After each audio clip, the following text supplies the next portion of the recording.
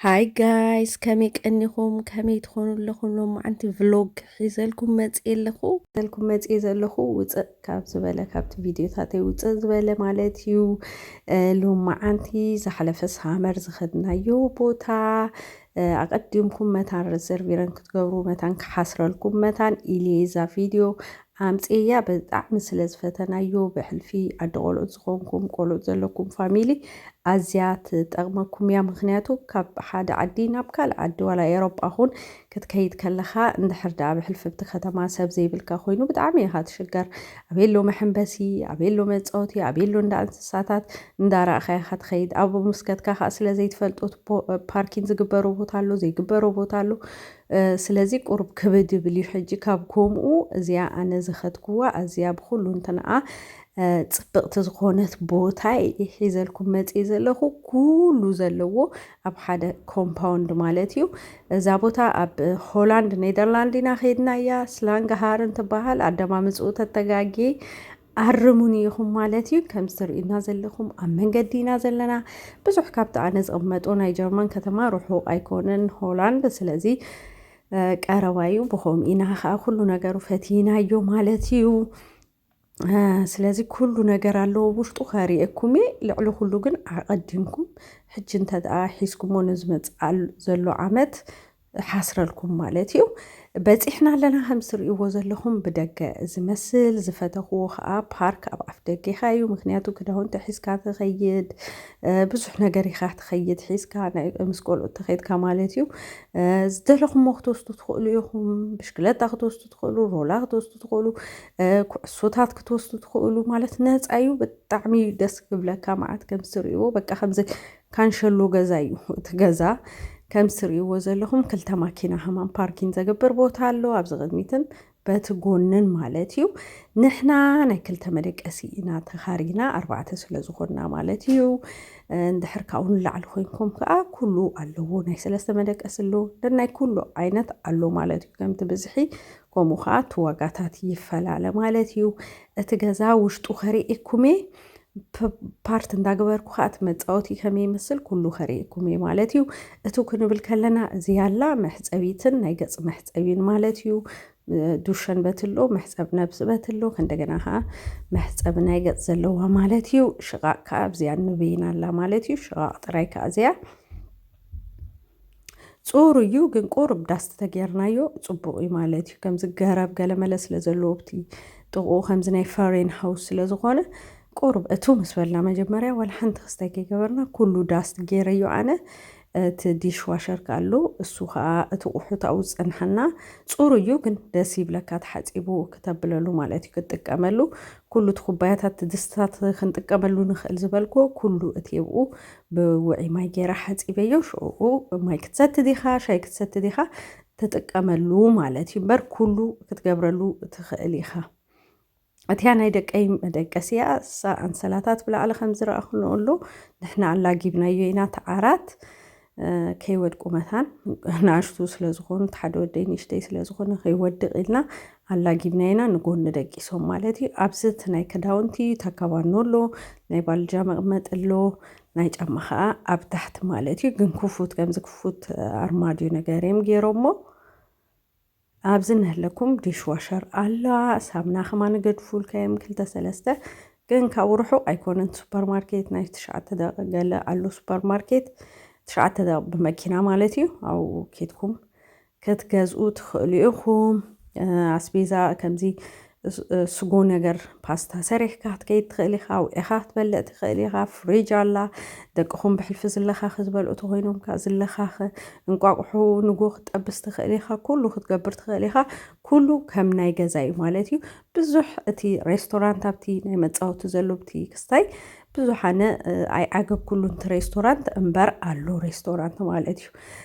قول أتلكا جن قرب نجر كأحس كات متزق كاب جزاخات بوغيو إذا خا كم تريو زلهم سالوني مالتيو كل طاولة بطاولة خمسة تريا زلخن أنا جن مرة فتيو زخون ناتشرال كوينو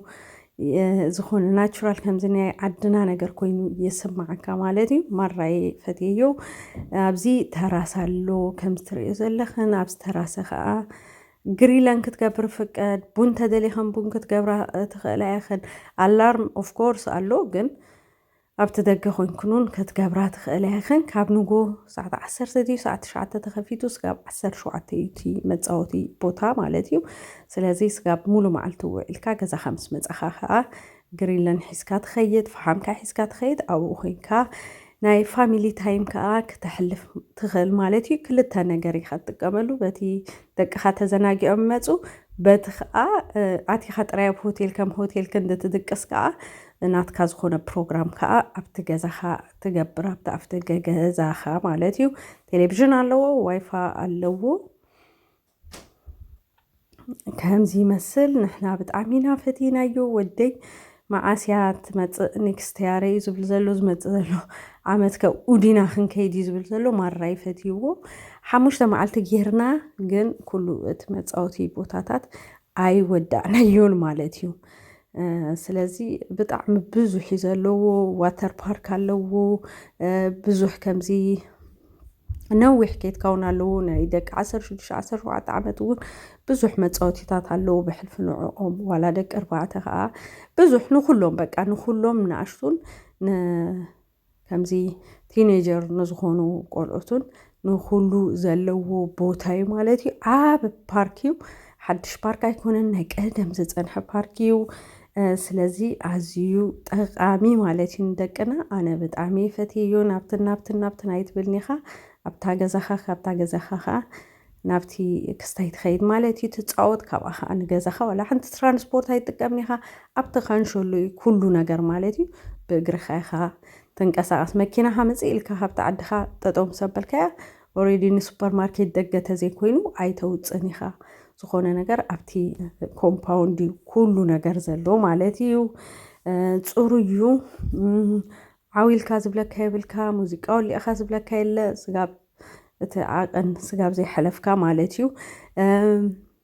እዚ ግሪለን ክትገብር ከለኻ ካልኦት ዜጋታት ዝረኣኹም ከም 3-4 ስድራ ኮይኖም ዝመፁ ብዙሓት እንዲዮም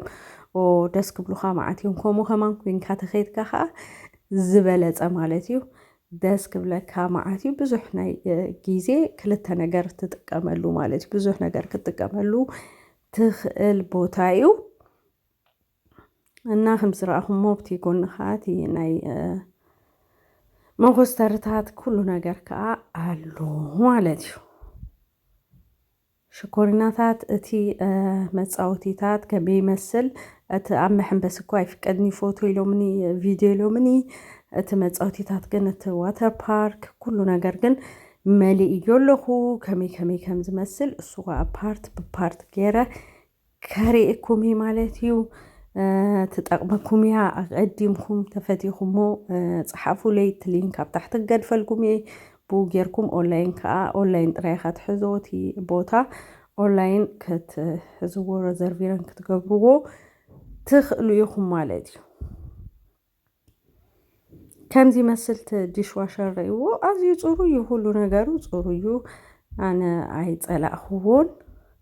እስከ በፂሕ ክንትፈልጣ ሰባት ተለኽን ካብዚ ብሕልፊ ብኔደርላንድ ተቕመጡ ኩላትኩም ዳርጋ ኸይድኩሞ ኢኹም ትኾኑ ኣብ ታሕቲ ኮመንት ከመይ ረኺብኩሞ ከዓ ፀሓፉለይ ማለት እዩ ብሕልፊት መፃወቲታት ከዓ ገለ ዓይነት ስለ ዝኾነ ኣነ ስለ ዝፈተውኮ ማለት እዩ